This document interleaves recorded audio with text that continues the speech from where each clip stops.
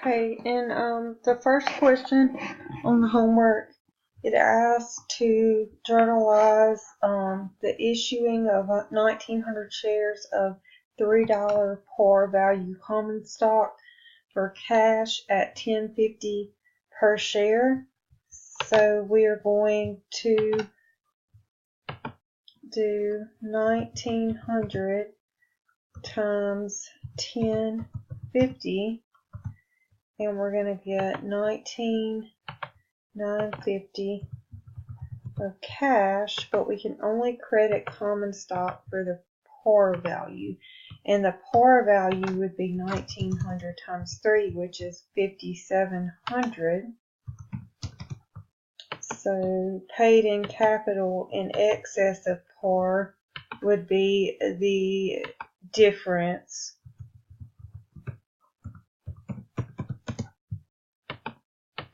$14,250, or another way to explain how to get that number is we're paying $750 above par for 1,900, so you could times 1,900 by 750 to get that number.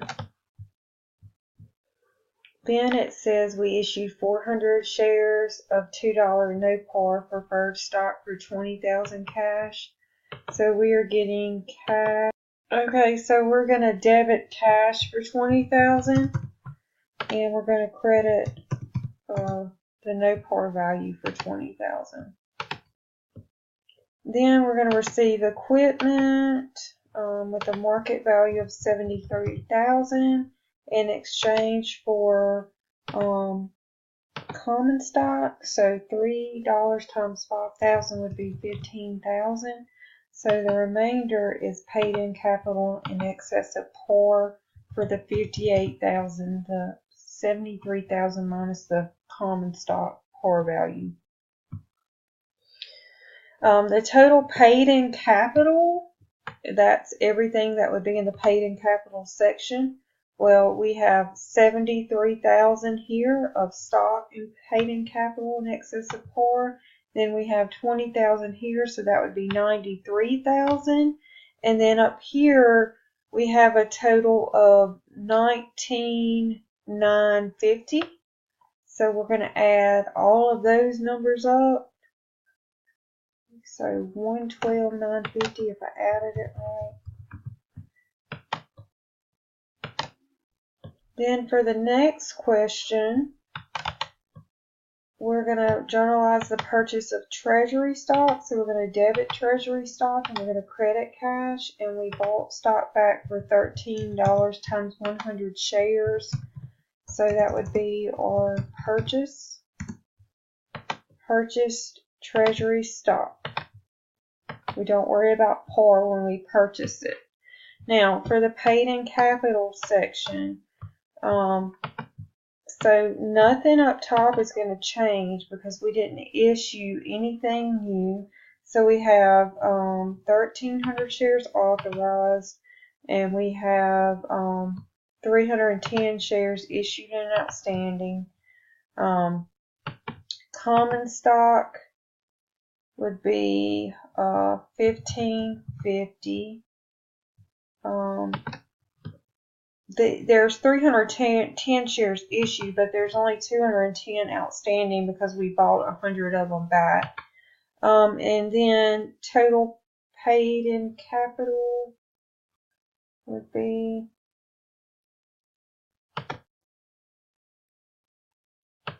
paid in capital in excess of par is $46.50. So the dollar amount up here is not going to change when we buy back treasury stock.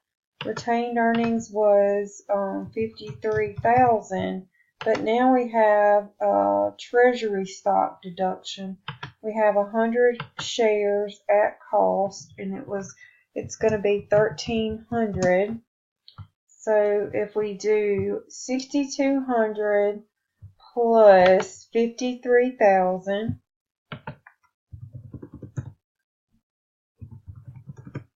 And we subtract 1,300 out, our total stockholders' equity would be $57,900. $1,300 common stock, 310 shares issued, and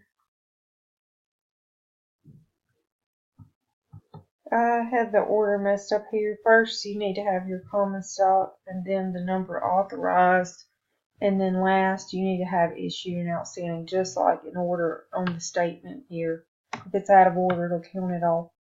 How many shares of common stock are outstanding after the purchase? Well, now we only have 210 shares outstanding.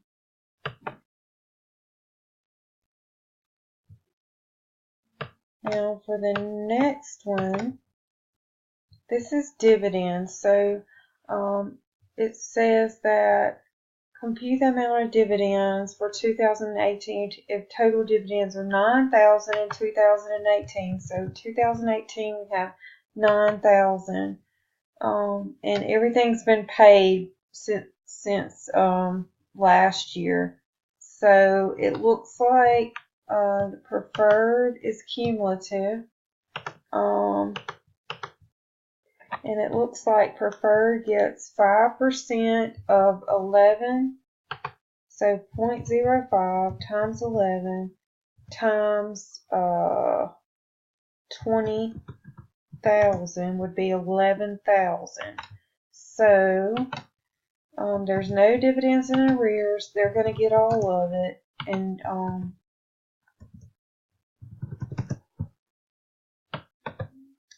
common's not going to get anything. And I guess I should do it this way.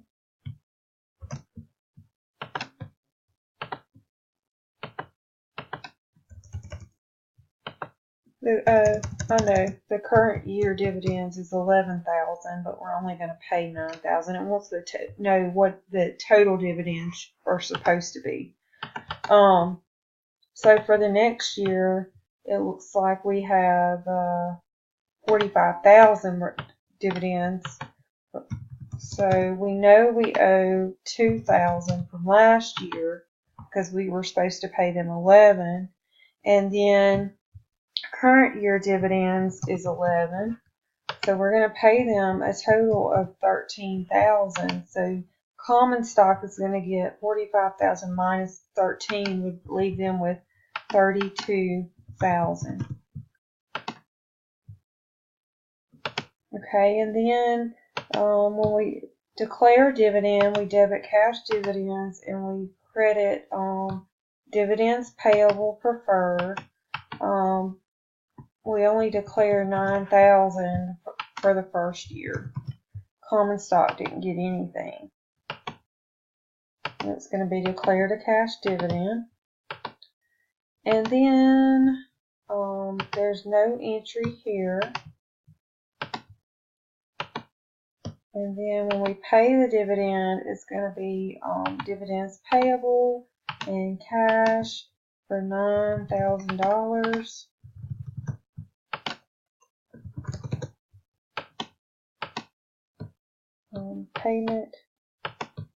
Payment of cash dividend. For question number 4, it's a 2-for-1 stock split. So what happens in a 2-for-1?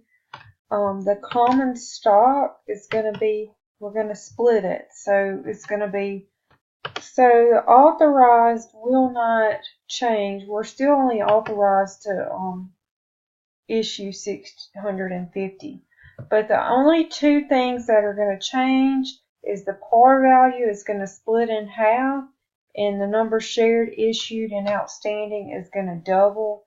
And then everything else stays the same because 400 times 50 cents is still going to be 200.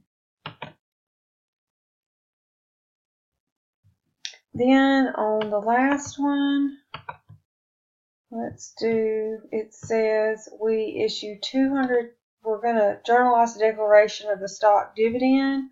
So we're going to do common stock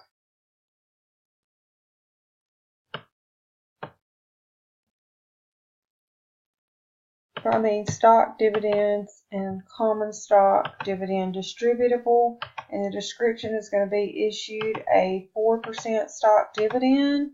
And if you will go over here and do 0.14 is the stock dividend, times 73,000 shares, we're going to have 10,220 new shares of stock, and the market price is $7.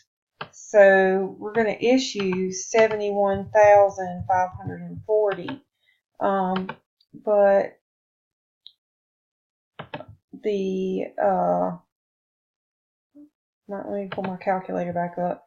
But when we're doing this, the 4%, the 14% of 73,000, we have to credit common stock for the par value. So that's going to be the 20,440.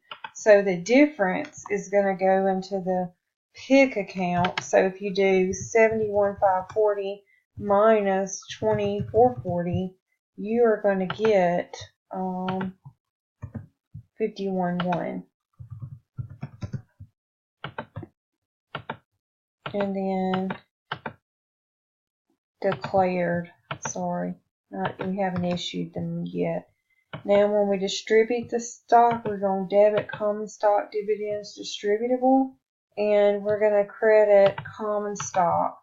We've already done the PIC part of it, so the 20,440 is the part that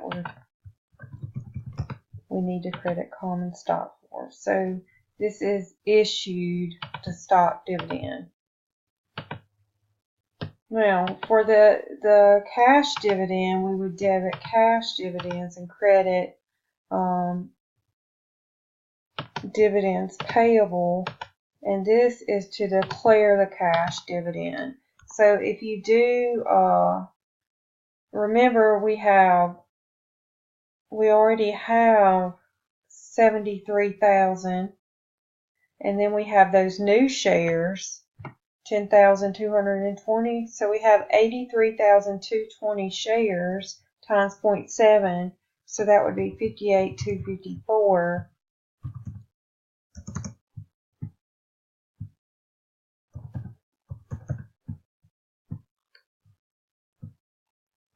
And then the payment of the cash dividends would be dividends payable, credit cash for the 58,254.